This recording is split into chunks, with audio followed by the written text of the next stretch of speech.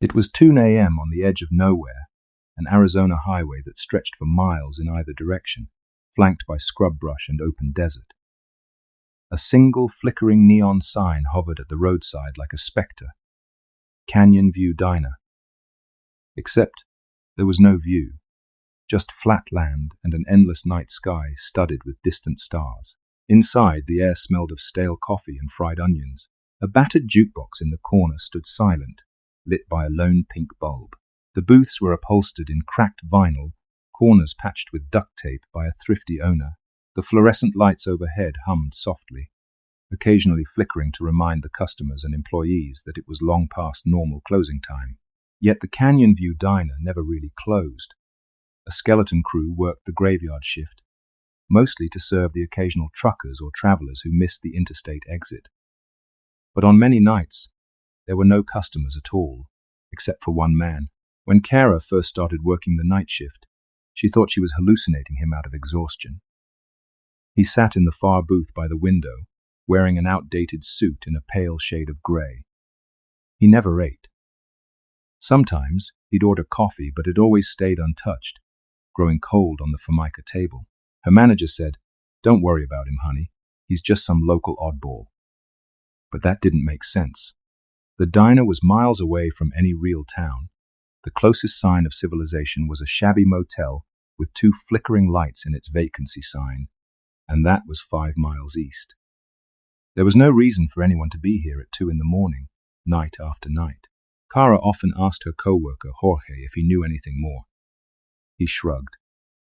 "He's been coming here longer than I've worked. Always the same booth, same clothes. Just let him be." On slow nights, though, Kara couldn't help stealing glances at him. He looked about 40 or maybe older. His features were so still that it was hard to gauge.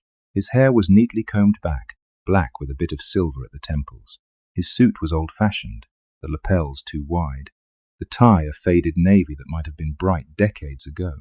A smudge of dust clung to his pant legs, like he'd walked through the desert without caring. But the strangest part was the feeling around him, as if the light in that corner were slightly dimmer, the air heavier. If you looked at him too long, the edges of your vision wavered, and a pressure built in your skull. Kara often had to break eye contact just to breathe normally again. Weeks passed. Kara got used to seeing him there, though used to might have been an overstatement. Every shift, she performed the same ritual. Greet the occasional trucker, pour coffee, wipe counters. And there he was, in the corner booth, silent and unmoving.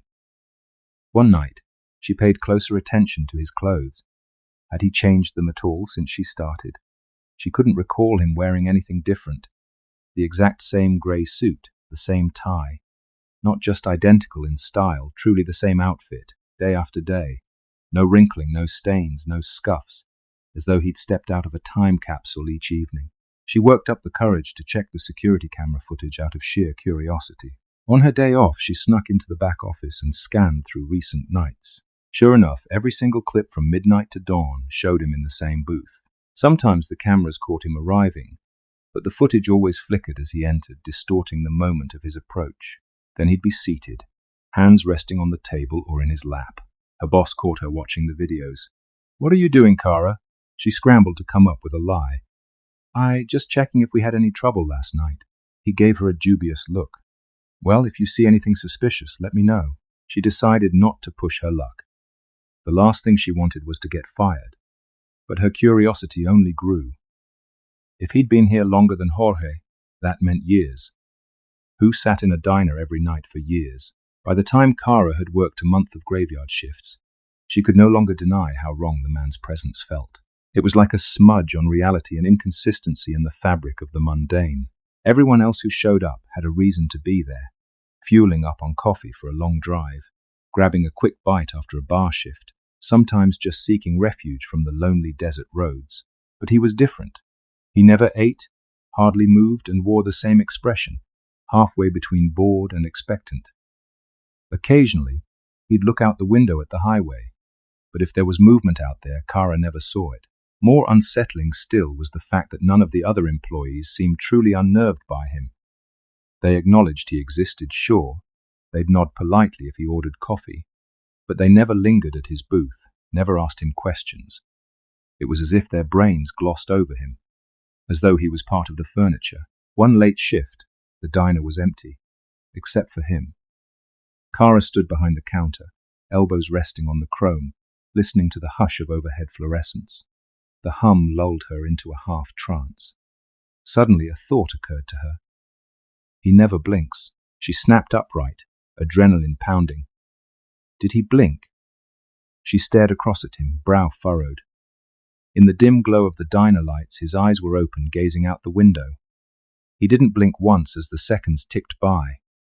5 seconds, 10, 15. She had to force herself to look away. Her eyes teared up just at the thought of not blinking. When she finally glanced back, his head had turned slightly, now staring right at her. She froze, locked in his gaze. Shadows played across his face in odd ways, making it hard to read his expression. But it felt like he was disappointed, as though she'd interrupted something.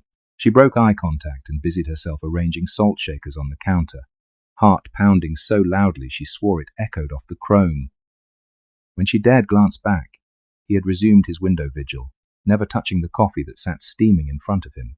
That night, Kara lingered after her shift ended at 6 a.m., waiting for the sun to rise.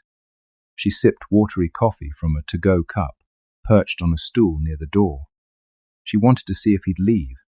As dawn lightened the horizon, the diner's last overhead lamp flickered out. The day shift waitress, Mindy, arrived, yawning. "Hey, you okay?" Mindy asked Kara. Kara nodded stiffly. "Yeah, just tired." She jerked her head toward the booth. "Does he stay all day?" Mindy shrugged, rummaging for an apron. "Who?" "Him," Kara pointed. But the booth was empty. She nearly dropped her coffee. "He was there a second ago." "I don't see anyone, hun," Mindy said, pressing a hand to Kara's forehead. "You sure you're not feverish?" Kara swallowed, shaking her head. Never mind. She stepped outside, blinking in the early morning sun. A gust of desert wind whipped dust across the parking lot.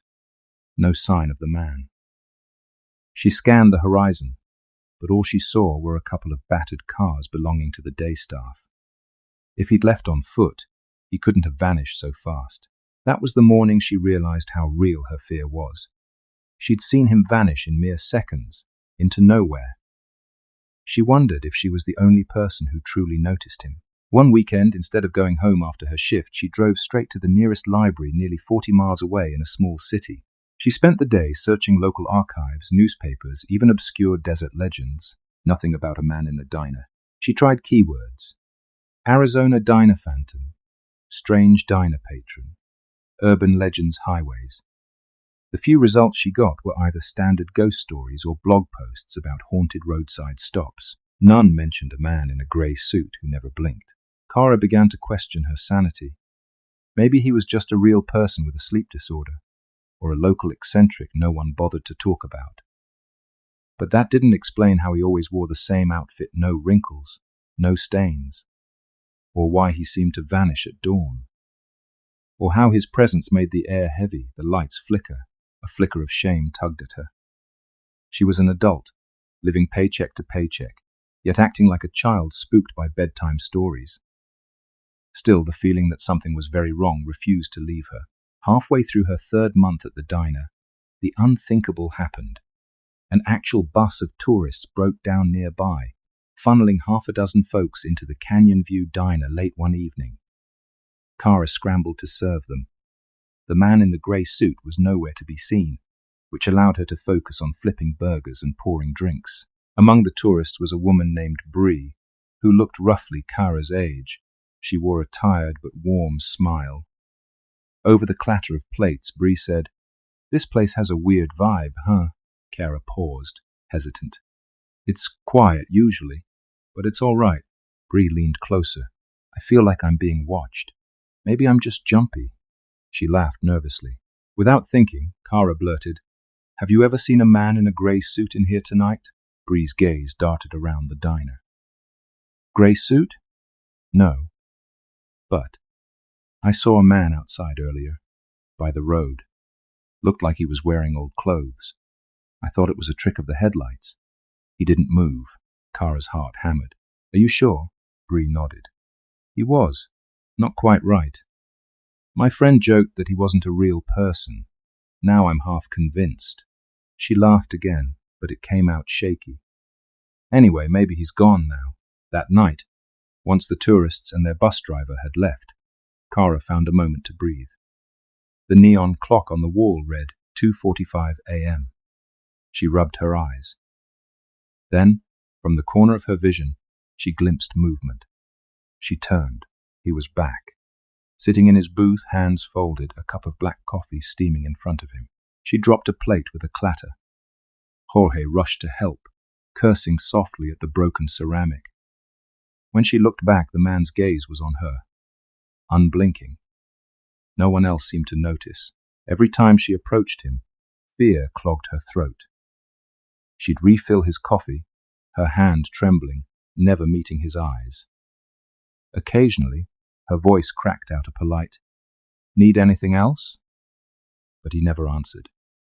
He only turned his head slightly, as if hearing a distant echo. It dawned on her that in all the months she'd worked here, she had never asked him direct questions about who he was or why he came. Partly because she was afraid of the answer, partly because her shifts were busy enough that ignoring him felt easier. But the tension grew daily. The other employees seemed blind to the weirdness. At best, they rolled their eyes if she brought him up. One older cook teased, "Oh, that fella, he's probably a ghost. Maybe you'll be next." Then he laughed. But to Kara, it was no joke. Late one evening, another stranger stepped into the diner. A tall man wearing a dusty jacket and carrying a worn backpack. He settled onto a stool at the counter, ordering coffee. When Kara served him, he glanced at the far booth, brow knitting. "Who's that?" he asked, nodding toward the booth. Kara felt a surge of relief. Someone else noticed. "We're not sure. He's here almost every night. Doesn't say much." The stranger's expression darkened. "I passed him on the road a mile back. Thought he might be a hitchhiker, but when I slowed down, my headlights flickered. Next thing I knew, he was gone." He took a shaky sip. "I've seen some weird stuff traveling, but that's a first." Kara's stomach dropped. "Yeah, it's not normal." The stranger opened his mouth to speak again. But something in the man's booth changed. The man in the suit moved. He shifted, one hand sliding across the table. An invitation, or perhaps a warning. The stranger must have felt it. He put down his coffee, left cash on the counter, and hurried out, muttering something about not wanting trouble. Kara watched him through the front window as he practically sprinted to the highway, opting to walk rather than stick around. She turned back to the booth. The man's hand was still on the table, palm flat.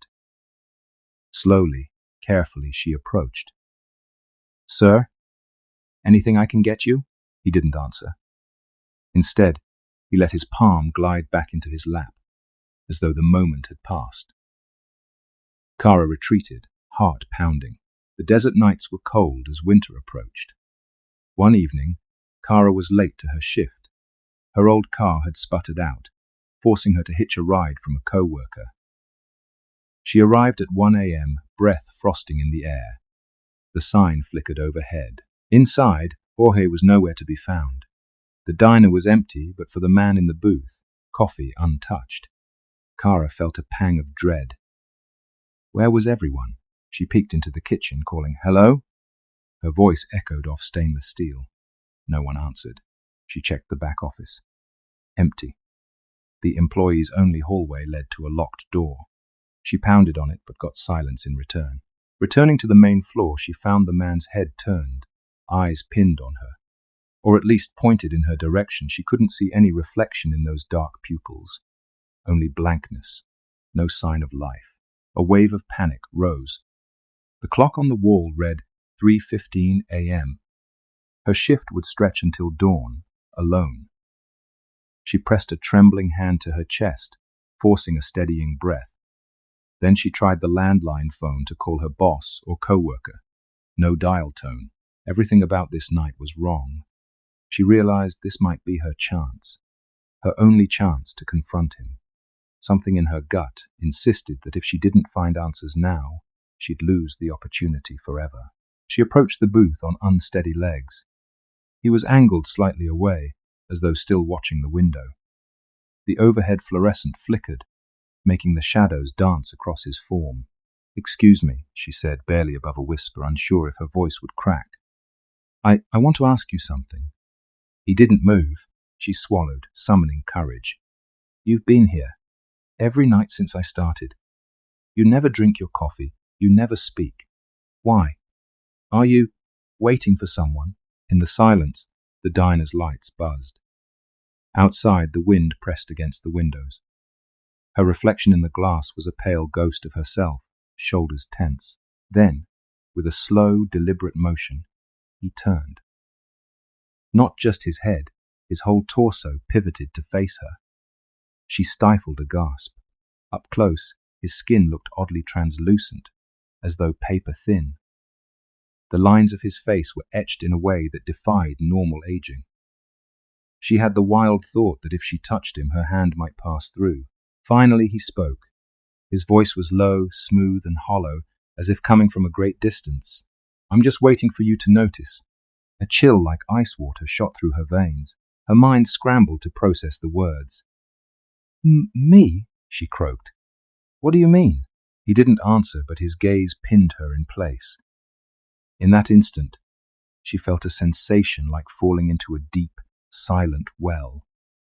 Her vision tunneled, and static prickled across her skin. The diner around her seemed to fade, colors losing saturation. She opened her mouth to speak again, but no sound emerged. She saw him stand. His movements were jerky, as though each limb moved on separate, delayed commands. A wave of vertigo crashed over her. The overhead lights dimmed, replaced by an ambient gloom. In that gloom, the shapes of the diner's booths elongated unnaturally, and the neon sign outside flickered until it spelled only CVEWE, waiting for me to notice. "What?" she thought. But her voice refused to come out. Her heart pounded so violently she thought her ribs might crack. He took a step toward her. Another. His shoes made no sound on the tile. Panic gripped her, yet she couldn't move. Something about his silhouette wavered, as if it were more shadow than flesh. At last a single word formed in her mind: run. She broke free of the paralysis, spinning on her heel. The diner's front entrance was gone, the glass doors replaced by a seamless stretch of wall. She let out a choked cry. Looking back, the man was still approaching, faster now, his face an inhuman mask of emptiness. In desperation, Kara darted behind the counter and headed toward the hallway leading to the bathrooms. The overhead sign that usually read restrooms was just flickering nonsense symbols. She yanked on the bathroom door handle. Locked. She tried the other door. Also locked. Her eyes flicked back to the dining area. He was there, standing at the threshold, head slightly tilted. The space seemed to warp around him, edges bending like a funhouse mirror. A deep hum thrummed in the air. She sank to her knees, tears burning her eyes. Is this how I die? The question flashed through her mind in a surge of terror and disbelief. Suddenly the door behind her clicked. She turned. One of the restroom doors had opened by itself. She stumbled into the dark interior. The overhead light flickered as she slammed the door, twisting the lock. In the faint glow, she saw her own reflection in the metal mirror above the sink. She was pale as a corpse, hair plastered to her forehead with sweat. In the reflection, the bathroom behind her looked bigger, the walls stretching far beyond what should be possible. A dull pounding came from outside. She pressed her back against the door, tears streaking her cheeks. No, she whispered. Go away. The pounding stopped. Silence. She waited, breath held, for what felt like an eternity. Slowly, she peeled herself from the door. Maybe he's gone.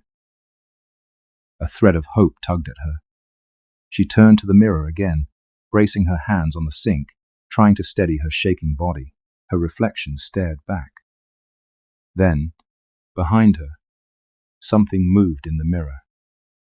A figure stepping out from the corner of the bathroom that didn't exist in the real world.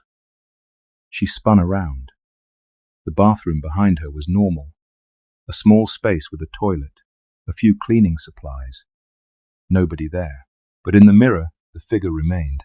The man in the suit standing mere feet behind her. She cried out, stumbling sideways. Her reflection now showed him right behind her reflection's shoulder, but in reality, she was alone. Her chest constricted, oxygen failing to reach her lungs. Then the man's reflection parted its lips. No sound emerged, but Kara sensed his words reverberating in her head. "I'm just waiting for you to notice." She bolted for the door, flinging it open. The diner was different. The booths were gone, replaced by a cavernous darkness broken by angled beams of neon light. The tables and counters hovered in the void, flickering in and out of existence. All sense of up and down twisted into some impossible geometry. In the center of that black space, the man stood, the only constant, as though reality anchored itself around him. He beckoned. Kara sank to her knees, mind reeling. She thought she could see the outlines of the diner's shape superimposed on this nightmarish void, as if the normal building were just a thin veneer over something infinite and hungry. She tried shutting her eyes, willing it all away. A second later she felt a presence beside her, a hand resting on her shoulder. She yelped, jerking away. In the swirling half-light, she saw not the man, but a fleeting glimpse of Jorge, mouth moving soundlessly as if he were calling her name. Then he faded. A swirl of faces appeared and vanished. The cook, Mindy, the travelling stranger. Even Bree, the tourist. Their expressions were vacant, flickering in and out like ghosts. They seemed trapped in the same desert gloom. Then the man's voice boomed inside her skull, an echo that rattled her teeth. "Notice!" A surge of clarity sliced through her fear. She stared into the swirling darkness and realized. This place, the diner, the highway, the man, it's not real. Or it's real in some twisted sense. But I'm seeing beyond it. He'd been waiting for her awareness to catch up, to realize she was part of something bigger and darker. Maybe he was a guardian of that threshold, or its jailer, or something else entirely. She rose on trembling legs, forcing her gaze to the man's face. His eyes seemed endless, black mirrors. "Who are you?" she managed. He answered without moving his mouth, his words vibrating through the void. "I am the waiting. I anchor what should not be. You saw me, and so the mask of your world is slipping." Her voice cracked. "But why me?" He stepped closer, each motion stuttering like frames cut from a film. "Because you questioned." The blackness around them pulsed in time with his words.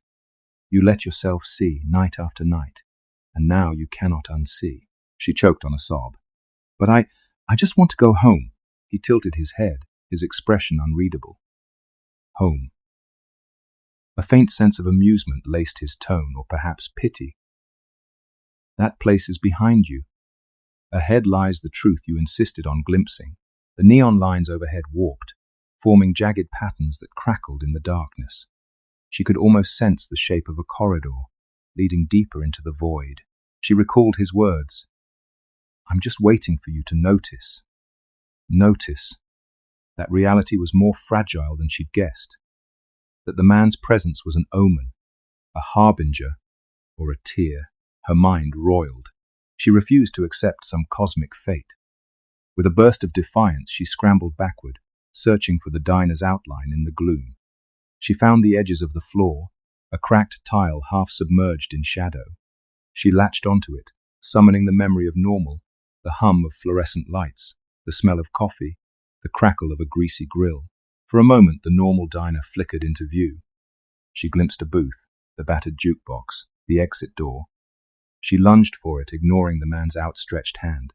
A grating noise filled her ears, like metal scraping across concrete. She felt something seize her wrist, cold, impossibly strong. She screamed, thrashing.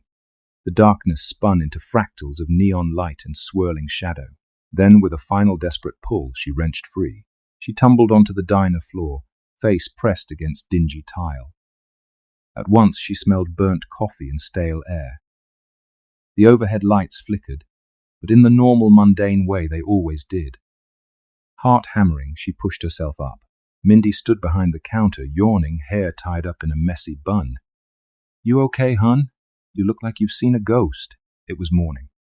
Sunlight streamed through the diner's windows. The entire place was back to normal, no swirling void, no missing doors.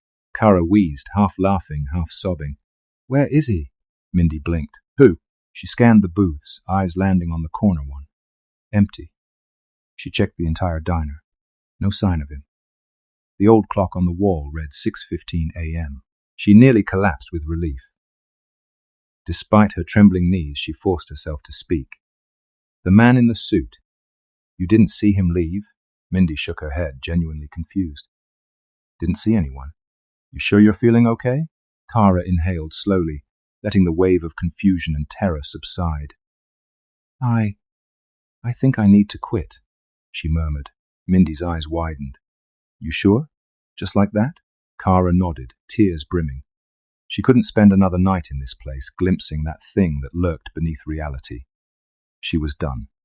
She stumbled to the staff room, grabbed her coat, and left the diner for good, ignoring Mindy's startled protests. Days turned into weeks, and Kara refused to answer calls from her old boss. She heard from Jorge once. He left a voicemail, sounding worried about her sudden disappearance. She never called back. The memory of that final night was too raw, too terrifying. She found a job at a convenience store in a different town, one with bright fluorescent lights that closed at 9 p.m. She told no one about the man in the booth. If people asked why she left the diner, she blamed personality conflicts. Yet sometimes, near midnight, she'd wake from nightmares drenched in sweat, certain she heard the hum of that void creeping into the corners of her new life.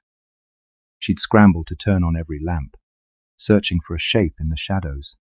None was ever there, but the sense of being watched never fully vanished. One afternoon, she mustered the nerve to drive back toward the Canyon View diner, planning to pass it on the highway to test her reaction. She slowed as the sign came into view, but the parking lot was fenced off, the building boarded up. A weathered notice from the county read, "Condemned unsafe structure." According to the date, it had been closed for months long before she started working there. Kara's mind reeled. How could she have worked a place that had been abandoned? She stared at the peeling paint, the broken windows. A local man pulled over, saw her confusion, and said, "That old diner's been shut down for a while, miss. Folks say it's haunted. Some say a traveler went in one night and never came out." She felt faint. Without a word, she got back in her car and sped away. That night, and every night after, the nightmares persisted.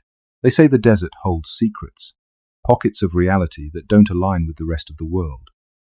If you drive too far on an old highway, you might stumble across a neon sign that shouldn't be lit, a diner that shouldn't be open. And inside you might find a man in the corner booth, wearing a suit from another era, nursing a cup of coffee he never drinks. He won't speak at first. He'll wait for you to notice him, truly notice him. And once you do, the boundaries between what's real and what isn't begin to blur. If you're lucky, you might escape before dawn, shaken but alive, clutching the memory of those impossible events.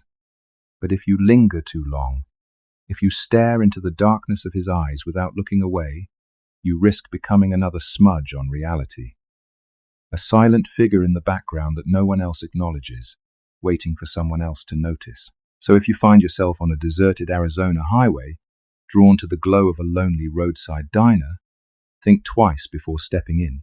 And if you do go inside, avoid the last booth by the window, because that's where he sits, hands folded neatly, eyes reflecting nothing at all. And if he ever turns to you and says, "I'm just waiting for you to notice," you'll understand what Kara realized too late. Some seats in this world belong to things not of this world, and once they catch your eye, they might never let you go.